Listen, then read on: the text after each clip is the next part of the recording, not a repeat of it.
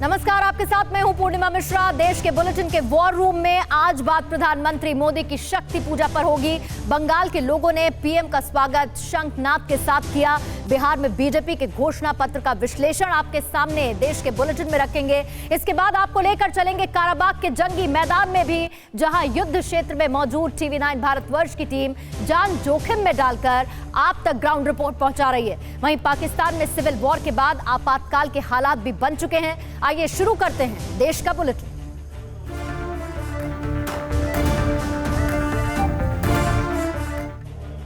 महाषष्ठी के अवसर पर प्रधानमंत्री मोदी कोलकाता में होने वाली दुर्गा पूजा में शामिल हुए। पीएम के इसी कार्यक्रम में पश्चिम बंगाल बीजेपी के बड़े नेता भी मौजूद रहे। प्रधानमंत्री नरेंद्र मोदी आज महाषष्ठी के अवसर पर कोलकाता में होने वाली दुर्गा पूजा में वीडियो कॉन्फ्रेंसिंग के जरिए शामिल हुए। पश्चिम बंगाल के लोगों ने पीएम का स्वागत शंख बजाकर किया।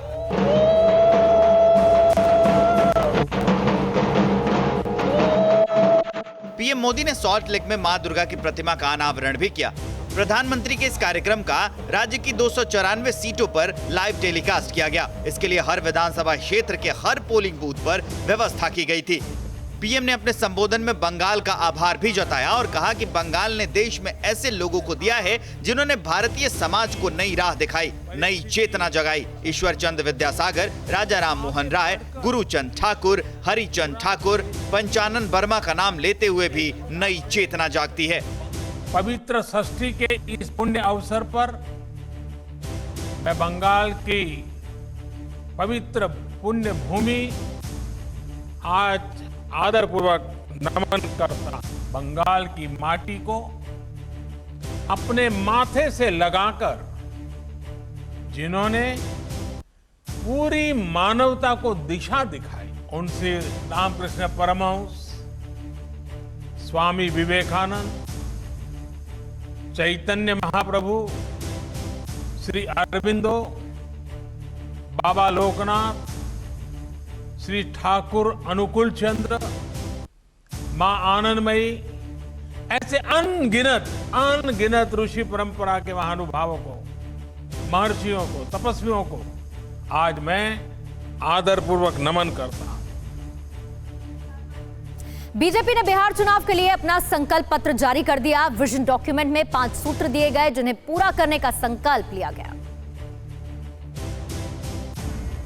बीजेपी है तो भरोसा है, इसी नारे के साथ बीजेपी ने आज बिहार चुनाव के लिए घोषणा पत्र जारी कर दिया। 5 सूत्र, 1 लक्ष्य और 11 संकल्प के साथ बीजेपी ने मतदाताओं के सामने 5 साल का रोड मैप भी रख दिया। पार्टी ने कोरोना महामारी पर भी चुनावी दांव खेला और बीजेपी के लोगों को फ्री में कोरोना वैक्सीन देने का ऐलान किया। ये वही दौर है जब बिहार लौटे लाखों लोग बेरोजगार हो गए हैं। लिहाजा पार्टी ने संकल्प पत्र में 19 लाख रोजगार के अवसर पैदा करने का वादा किया है। संकल्प पत्र में किए गए वादे को पूरा करने के लिए गंगा मैया की कस्में भी खाई गईं। लेकिन बीजेपी से सवाल पूछे जा रहे हैं कि 15 साल में बिहार के लोगों को नौकरी क्यों नहीं मिली।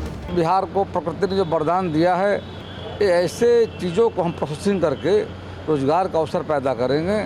और जो आज हम लोगों ने बहुत स्पष्ट तौर पर 5 सूत्र, 1 लक्ष्य, 11 संकल्प का लोकार्पण किया है। बिहार के चुनावी मैदान में अब पाकिस्तान की एंट्री भी हो गई है। योगी कांग्रेस को घेर रहे हैं। बीजेपी अध्यक्ष जेपी नड्डा आरजेडी कांग्रेस के गठबंधन को अपवित्र बता रहे हैं और आरजेडी जेडीयू से सवाल पूछ रही है कि 15 साल में जेडीयू ने क्या किया। नीतीश जी, दुख दर्द में आपने आंख चेहरा मोड़ लिया। 15 साल में एक कारखाना नहीं लगा, रोजगार नहीं लगा, पलायन नहीं रुका, गरीबी नहीं मिटी, भुखमरी नहीं मिटी, तो किस आधार पे वो वोट मांग रहे हैं। इससे पहले एलजेपी ने भी अपना घोषणा पत्र जारी किया और बिहार फर्स्ट, बिहारी फर्स्ट का नारा दिया। इन्हीं नारों के बीच बिहार का चुनावी पारा चढ़ गया है। उन तमाम अपने लक्ष्यों को घोषणा पत्र में समाहित करके अगले 5 साल में पूरा करने का वादा किया गया है। कैमरामैन कुणाल के साथ रूपेश कुमार, टीवी 9 भारतवर्ष, पटना। तो 5 सूत्र 1 लक्ष्य 11 संकल्प, ये बीजेपी का विजन डॉक्यूमेंट बिहार के लिए जो जारी किया गया बीजेपी की तरफ से। और टीवी 9 पर बीजेपी महासचिव भूपेंद्र यादव ने एक्सक्लूसिव बातचीत में बताया 15 साल में विकास की मजबूत नींव रखी है और बिहार को आत्मनिर्भर बनाएंगे, ये भूपेंद्र यादव ने कहा। बीजेपी के महासचिव है भूपेंद्र यादव, ये भी कहा कि 19 लाख रोजगार के नए अवसर पैदा करेंगे, बिहार के लोकल प्रोडक्ट्स को भी बढ़ावा दिया जाएगा।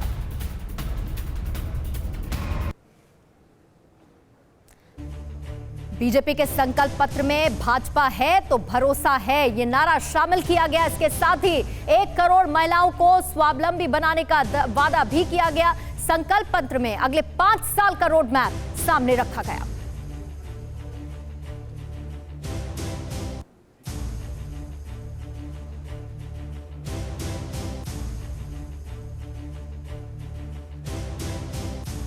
बीजेपी के राष्ट्रीय महासचिव और बिहार बीजेपी प्रभारी भूपेंद्र यादव जी हमारे साथ हैं। आज बीजेपी ने अपना मैनिफेस्टो जारी किया है और जो वादे किए गए हैं इसी से जुड़ा उनसे सवाल होगा। भूपेंद्र यादव जी, जिस तरीके से कहा जा रहा है कि आरजेडी ने जो घोषणा पत्र जारी किया और उसके बाद बीजेपी ने, ये नहले पे दहला है बीजेपी का। आरजेडी 10 लाख नौकरी का वादा कर रही थी और आपने 19 लाख नौकरी का वादा कर दिया, कैसे करेंगे? रोजगार के अवसरों की बात करिए। रोजगार के अवसरों का अर्थ होता है कि आत्मनिर्भर भारत में फार्मर प्रोड्यूसर ऑर्गेनाइजेशन जो है वो बहुत बड़ी भूमिका निभाते हैं। बिहार मूलतः एग्रीकल्चर बेस्ड स्टेट है और एग्रीकल्चर स्टेट में ये जो 1000 फार्मर प्रोड्यूसर ऑर्गेनाइजेशन बन रहे हैं, योजना शुरू हो गई है। इस 1000 फार्मर प्रोड्यूसर ऑर्गेनाइजेशन में 10 लाख लोगों को रोजगार के अवसर मिलेंगे। नई शिक्षा और स्वास्थ्य क्षेत्रों में बिहार में नए 4 लाख रोजगार के अवसर उपलब्ध होंगे। तो इस हिसाब से देखें तो आरजेडी का वादा ज्यादा प्रॉमिसिंग लग रहा है, क्योंकि तेजस्वी ने कहा है कि पहली कैबिनेट में 10 लाख लोगों को नौकरी। कहाँ से नौकरी देंगे? हमने तो एक्सप्लेन करा है, हमने हर चीज को पूरी तरीके से एक्सप्लेन करा है किस क्षेत्र में बढ़ेंगे। नौकरी नहीं है, रोजगार के अवसर है। आखिर रोजगार के अवसरों की जो योजनाएं चल रही हैं, जिन योजनाओं का अपने आप में काम हो रहा है, उस रोजगार के अवसरों को आगे बढ़ाने की बात है। प्रवासी मजदूरों की समस्या हमने देखी, ये कोरोना काल में लॉकडाउन के दौरान में पलायन रोकने का वादा किया गया है आरजेडी के घोषणा पत्र में। बीजेपी का क्या विजन है इसके लिए? घोषणा पत्र में क्लियरली कुछ दिखता नहीं है प्रवासी मजदूरों। बीजेपी के घोषणा पत्र में जितना भी आप एफपीओ के माध्यम से नए रोजगारों का सृजन कर रहे हैं, वो सब उन्हीं क्षेत्रों का सृजन है जो एक तरीके से नया बढ़ाने का विषय है। आखिर जब आप रोजगारों को बनाते हैं और फार्मर प्रोड्यूस ऑर्गेनाइजेशन की संस्था को आप आगे बढ़ाते हैं, तो निश्चित रूप से इससे उन सब अकुशल कामगारों को रोजगार मिलेगा जिनको आज उसकी आवश्यकता है। छात्रों के लिए आरजेडी के घोषणा पत्र में बहुत कुछ है। कहा गया कि एग्जामिनेशन सेंटर तक जाने के लिए जो किराया होगा वो हम देंगे, जो फॉर्म भरते हैं पहले एग्जाम के पहले उसके लिए भी किया गया है। आपने छात्रों पर ज्यादा फोकस नहीं किया आपने। मैंने बिहार में पूरे खेल विश्वविद्यालय को बनाने की बात करी और सबसे बड़ी बात है कि आज जो बिहार का नौजवान है जो आगे पढ़ना चाहता है, मेडिकल और तकनीकी क्षेत्र में पढ़ना चाहता है, उसके मन में ये विषय होता है कि हिंदी के कारण वो अपना आगे नहीं जा पाता। ये एक बहुत बड़ा विषय हमने लिया है कि हिंदी भाषा में मेडिकल और टेक्नोलॉजी को हम शुरू कराएंगे। बिहार को विशेष राज्य का दर्जा मिलेगा, ये उम्मीद थी लोगों की। इस बार आपके मैनिफेस्टो में ऐसा कुछ होगा? बिहार में मैं आपको बताना चाहता हूँ कि अब केंद्र सरकार के द्वारा जो आकांक्षी जिले बनाए जाते हैं, उसमें भी बिहार के खगड़िया के बेलदौर में ही माननीय प्रधानमंत्री जी ने कार्यक्रम की शुरुआत करी थी। तो मिलेगा विशेष राज्य का दर्जा? बिहार विशेष राज्य ही बनेगा हमारे नेतृत्व में। अपने 3 लाख शिक्षकों की भर्ती का वादा किया है, तो तेजस्वी ने भी कहा है कि शिक्षकों के लिए बहुत कुछ किया जाएगा। और बिहार में शिक्षकों के आंदोलन से जुड़ी समस्या हमने हर बार देखी है। बिहार में शिक्षकों के लिए अभी सरकार ने सारा पैकेज निकाला। हमने 3 लाख और नए पद शिक्षकों की बात करी है, लेकिन हमारे 19 लाख एकदम क्लियर है। उधर से कोई क्लियर कुछ नहीं है। हमारे पास शासन का, प्रशासन का एक अनुभव है, उसी के आधार पे सारा विषय है। तो इसी से तो विकास आगे बढ़ रहा है और इसी विकास पे हम आगे जाने का काम कर रहे हैं। चलिए, बहुत शुक्रिया हमें समय देने के लिए। तो भूपेंद्र यादव जी हमारे साथ थे और भूपेंद्र यादव ने ये कहा है कि इस बार जीत हमारी ही होगी, क्योंकि मैनिफेस्टो में बिहार के विकास से जुड़ी सभी बातें हमने की है और आत्मनिर्भर बिहार इस बार हम बनाएंगे अगर हमारी सरकार आती है तो। कैमरा पर्सन राजू के साथ अंजलि, पटना। पाकिस्तान में गृह युद्ध छिड़ चुका है, कराची में इमरजेंसी लागू है, सड़कों पर आर्मी की तैनाती है। अब खान साहब की सत्ता जाने वाली है। पाकिस्तान में गृह युद्ध छिड़ चुका है, कराची में इमरजेंसी लागू है, सड़कों पर आर्मी की तैनाती है। खबर है कि सत्ता इमरान के हाथ से किसी वक्त भी जा सकती है, इसलिए तो पूरे पाकिस्तान में अघोषित आपातकाल लागू है। सिंध प्रांत में हालात आउट ऑफ कंट्रोल हो गए हैं, इमरान खान कुछ नहीं कर पा रहे हैं। कल से शुरू हुआ बवाल आज भी जारी है। आर्मी और पुलिस भिड़ंत में अब तक 15 जवान मारे गए हैं। सिंध में आर्मी ने पुलिस के 10 जवानों को गिरा दिया। जवाब में पुलिस ने फायरिंग की, जिसमें आर्मी के 5 जवान मारे गए। कराची की सड़कों पर कोहराम मचा है, तोड़फोड़, आगजनी हो रही है, पुलिस लाठियां बरसा रही है, लेकिन भीड़ रुकने का नाम नहीं ले रही है। ये हालात तब हैं जब कराची में बाजवा की आर्मी का पहरा है। सिंध के हालात सबसे ज्यादा खराब हैं, जहां पुलिस के समर्थन में सिंध बार काउंसिल खोलकर सामने आ गया है। बार काउंसिल ने पाकिस्तानी आर्मी और जुडिशरी के खिलाफ मोर्चा खोल दिया है। वकीलों ने अघोषित मार्शल लॉ का आरोप लगाया है और चीफ जस्टिस से तुरंत दखल देने की मांग की है। इमरान और बाजवा के खिलाफ उबलते आक्रोश का अंदाजा इसी बात से लगाया जा सकता है कि सिंध विधानसभा में पुलिस के प्रदर्शन में प्रस्ताव पास कर दिया गया है। पाकिस्तान में यह हाहाकार 16 अक्टूबर को पीएमएल की रैली के बाद मचा। रैली के बाद मरियम नवाज के पति को गिरफ्तार किया गया। साथ में हजारों कार्यकर्ताओं पर मुकदमा दर्ज हुआ। 11 विपक्षी पार्टियों की घेराबंदी के बाद इमरान के पसीने छूट गए। विपक्षी पार्टियों ने इमरान पर आर्मी के सहारे धांधली कर चुनाव जीतने का गंभीर आरोप लगाया। इमरान सरकार के खिलाफ मोर्चा खोला, बड़ी रैलियां की गई। गुजरावाला से कराची तक महागठबंधन ने हुंकार भर दी और यही हुंकार पाकिस्तान को इमरजेंसी के मुहाने पर ला चुकी है। जम्मू कश्मीर में पीओके से आए लोगों ने भी पाकिस्तान के खिलाफ बिगुल फूंक दिया है और ये लोग आज काला दिवस मना रहे हैं, क्योंकि आज के ही दिन 70,000 लोगों की मौत हुई थी। उन्हें मौत के घाट उतार दिया गया था। 22 अक्टूबर 1947 को क्या हुआ था, ये बात किसी से छुपी नहीं है।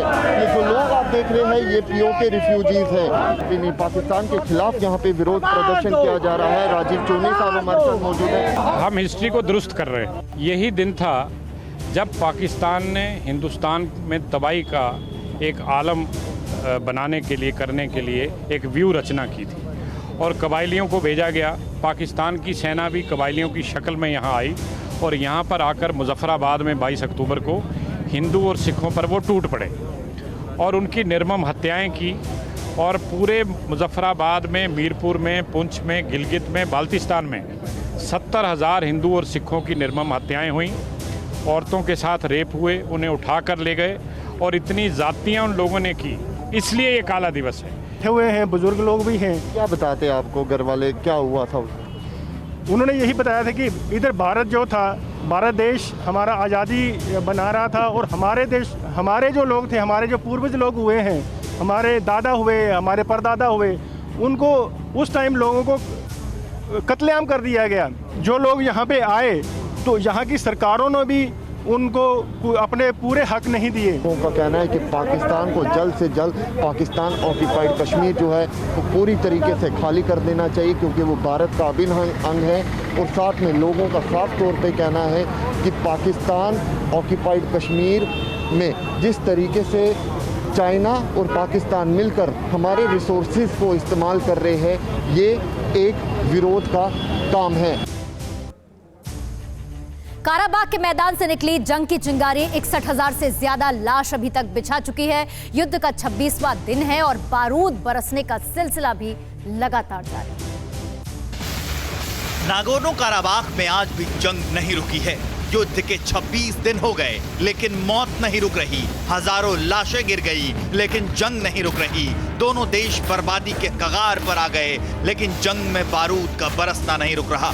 ये तस्वीरें भी अजरबैजान की ओर से जारी की गई हैं। इसमें अजरबैजान की ओर से आर्मीनिया पर हमला किया जा रहा है। एक साथ एक बार लगातार न जाने कितने फायर किए जा रहे हैं। दुश्मन देश पर ऐसा हमला न जाने कब रुकेगा, लाशों का ढेर कब रुकेगा, कुछ पता नहीं। पता है तो बस इतना कि दोनों देशों ने जो काट मार मचा रखी है, उससे किसी का भला नहीं हो रहा। जमीन पर कब्जा कर लेंगे तब कर लेंगे, लेकिन फिलहाल अपने सैनिकों और आवाम की जान से कब्जा छूटता जा रहा है। अब तक 61,000 से ज्यादा लोगों की मौत हो चुकी है, लेकिन जब अजरबैजान हमला करेगा तो आर्मेनिया भी चुप नहीं बैठेगा। आर्मेनिया ने भी अजरबैजान पर मिसाइल अटैक किया है। हमले में अजरबैजान को भारी नुकसान हुआ है। इतनी बर्बादी के बाद भी दोनों देश रुकने को तैयार नहीं हैं। इस भयावह जंग के बीच आर्मेनियाई पीएम ने बड़ा बयान दिया है कि आर्मेनिया के लोग अपनी जमीन के लिए आखिरी सांस तक लड़ेंगे, लेकिन ये युद्ध कभी भी बड़ा हो सकता है। जो मिसाइल आर्मेनिया की ओर से दागी जा रही है वो ईरान बॉर्डर पर भी गिर जा रही है,